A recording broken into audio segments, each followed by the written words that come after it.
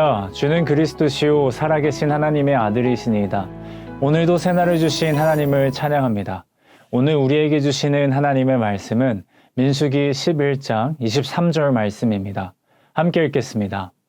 여호와께서 모세에게 이르시되 여호와의 손이 짧으냐? 내가 이제 내 말이 내게 응하는 여부를 보리라. 아멘.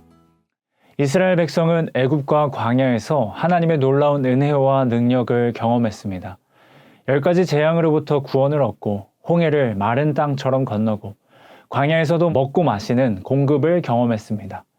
그러나 하나님의 뜻과는 상관없이 자신들의 욕망이 조금이라도 채워지지 않을 때면 이스라엘 백성은 하나님을 원망했습니다. 오늘 이스라엘은 왜 고기를 주지 않느냐며 불평하고 원망합니다. 하나님의 은혜와 능력으로 구원받은 이스라엘은 하나님의 부르심은 잊어버리고 오히려 애굽에서의 노예살이를 추억합니다. 물에 빠진 사람을 구해주니 보따리 내놓으라는 격입니다. 고기를 먹게 해달라는 백성의 요구를 충족시킬 능력이 없는 모세는 지도자 사명의 중압감을 이기지 못하고 포기하고 싶어 합니다. 그러나 하나님은 모세와 이스라엘을 포기하지 않으십니다. 하나님은 모세에게 문제를 해결할 방법도 알려주시고 문제를 해결할 영과 육의 모든 필요를 채워주십니다. 하나님이 알려주신 방법입니다. 이스라엘 장로들 70인을 세우라고 하십니다. 그들로 함께 책임을 감당하도록 하십니다. 하나님의 공급하심입니다. 백성들에게 메추라기 떼를 모아주시고 모인 장로들에게는 성령으로 임재하십니다. 필요한 사람과 물질을 보내주시고 무엇보다 하나님의 영으로 함께 해주신 것입니다. 이때 하나님께서 다음과 같이 말씀하십니다. 여호와의 손이 짧으냐? 이제 내 말이 너에게 응하는 여부를 보리라. 내 힘으로 문제를 해결하고자 할 때는 실패의 자리였습니다.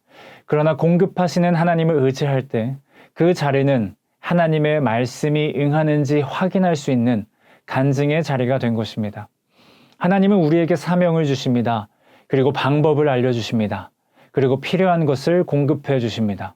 사람을 만나게 하시고 물질을 공급해 주시고 하나님께서 직접 영으로 함께 하십니다. 혹시 오늘 우리도 모세처럼 말하고 있지 않습니까? 하나님, 저는 안 됩니다. 하나님, 이 상황은 너무 벅찹니다. 그때 우리에게도 하나님은 동일하게 말씀하십니다. 여호와의 손이 짧으냐? 우리는 약해도 하나님은 강하십니다. 하나님의 말씀이 응답하는 여부는 내게 있지 않고 하나님께 있습니다. 구원하시고 사명을 주시고 방법과 필요를 채워주시는 분, 하나님만 있으면 됩니다. 하나님의 은혜와 주권 아래 오늘도 다시 믿음으로 일어서는 저와 여러분이 되시길 축복합니다. 함께 기도하겠습니다. 하나님 아버지, 감사합니다. 때로 우리에게 주어진 사명이 너무 커 보이고 우리 자신은 너무 작아 보입니다. 그래서 주저앉고 싶을 때가 있습니다. 그러나 오늘 주께서 우리에게 말씀하십니다. 여호와의 손이 짧으냐? 내 손이 아니라 하나님의 손이 그 일을 이루실 것입니다. 사명을 주신 하나님께서 그 사명을 이룰 방법도 주시고 필요도 채워주실 것입니다.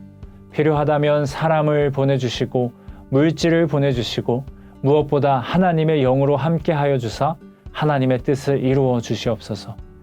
우리가 감당할 수 없는 자리마다 하나님의 능력을 확인하는 자리가 되게 하여 주시옵소서. 하나님의 크신 팔을 의지하는 믿음의 삶을 살게 하여 주시옵소서.